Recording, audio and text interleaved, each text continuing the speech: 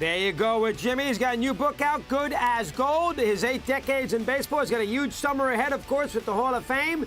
We love him here on the network, and he joins us right now as we discuss. Jimmy, I'm not sure which one was game 1 or 7, but I know your dad went to see you in person before one of those World Series games in '65 with the little corn pipe. Which game was that? Oh, yeah. That you went to see? Was it 1 or 7?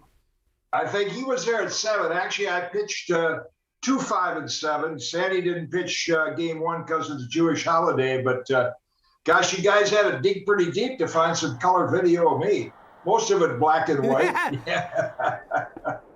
There's game 2 that you won. Game 5 you lost, and you made a point in your book in game 5 of the '65 World Series, Jim, that you learned something there because you didn't stay away. You're sort of in the middle of downtown L.A.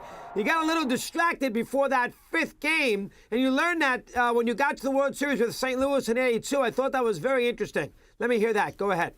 Yeah, it was. It's not an excuse, but I think the first time you get to a World Series, and I always warn young players of this, you're kind of caught up in the tickets, the atmosphere, the celebrity atmosphere in LA, and it kind of takes away from your baseball focus. Of course, I could have had all the focus in the world. I don't think we'd have scored off Koufax in that game, but in '82 now, I made sure that all the tickets and everything were secondary. Somebody else can handle that. I just want to concentrate on baseball. And Jim's memory of baseball, going back to his first doubleheader that he saw the Red Sox play the Tigers, who's superb. His father was a big Lefty Grove fan, proud as a peacock when Jim was in the major leagues. Have you thought about your induction speech and who is going to introduce you? Have you thought about that at all as far as July is concerned? Let me hear. Well, the speech has been done for quite a while. The challenge with the speech is there's a lot of inductees, and Sandy Koufax's last words to me after he gave me a nice congratulatory call was he said, "Hey, now keep your speech short."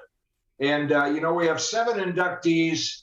I'm trying to pare it down to 10 minutes. I don't think, Christopher, we really have a designated person to introduce us. I think that's all done by either the commissioner or Gene Clark. I think you're right. They do that in football, but not in the baseball. So a 10-minute little speech for you there as far as that Hall of Fame is concerned. All right. Listen, you pitched 25 years. You found a second win there with the Cardinals.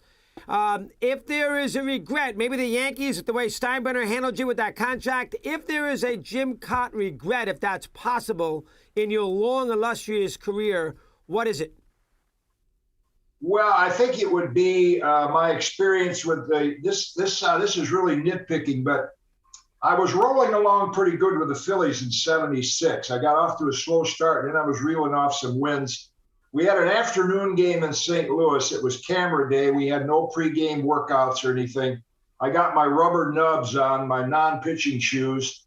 Danny Ozark points to me and says, "Go in and run for Bull." So I pinch ran for Greg Lazinski, and I wanted to say, "Danny, I'm not ready to do that," but I didn't want to confront the manager, create an embarrassing situation. I go into pinch run for him, slide into third, crack my kneecap, and they actually had to pinch run for me. And I did not pitch well. I think I was maybe 10-5 then. I ended up 12-14. If there's one regret, I wish I would have just gone to Danny and say, "Hey, Danny, I haven't done any pregame exercises. I'm not really the guy you ought to pinch run." But that's one of many experiences I had that one of the few that I really regret. Jimmy, tell him the Chuck Tanner story when you got to the White Sox after you left Minnesota. He was very important to resurrect your career in the early '70s. Tell him that one. Go ahead. Well, my record went to 4-6. I'd lost 5 in a row. That was in 1974. We came off a flight, and Chuck Tanner, as we're getting our luggage, he said, "Come in a little early tomorrow. I want to talk to you." And of course, Harry Carey had been, "Hey, when your slow curve and your fastball the same speed, it's time to call it a career." I don't know what they're running him out there every 4 days. So Harry was on my case. I figured Chuck is going to call me in and say, "Hey, you've had a nice career, but I think we're going to go with Carl Moran, Skip Pitlock, a couple young pitchers." I walk in the office, he slaps me on the back. He said, "You've been averaging 15 wins a year in this league for 15 years. I think you can still do it." You're starting a week from Monday. You go down with Johnny Say and see if you guys figure something out. So I was 4-6. I ended the year 21-13. And I had another 20-game season the next year. Had it not been for Johnny's coaching and Chuck's confidence, my career would have been over. And I couldn't have blamed any other manager the way I was pitching for saying, hey, it's time to go. But Chuck was such a positive guy.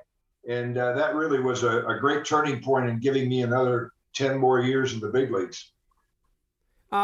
This day and age, did it bother you the other day when Kershaw took himself out or the Dodgers took him out after the 7th inning with the perfect game?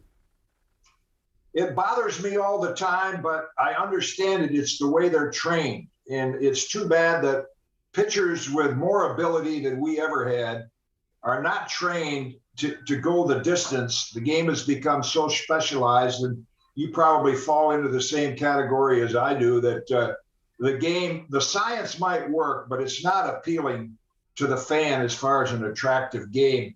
And I've said this on previous interviews, the time may be coming when we need to go back to the rules like we had in our inter-squad games. 3 balls, you walk, 2 strikes, you're out. You'll have fewer pitchers, fewer pitches, fewer injuries. You'll force the hitter to try to put the ball in play a little bit more. But I wish we could do something so we could see Max Scherzer, Clayton Kershaw, and all these talented young pitchers going toe-to-toe, at least in the 8th inning before you get to the closer. Now we have 15 pitchers. Pretty quick, we'll have 1 pitcher for every inning, and I will not attend those games.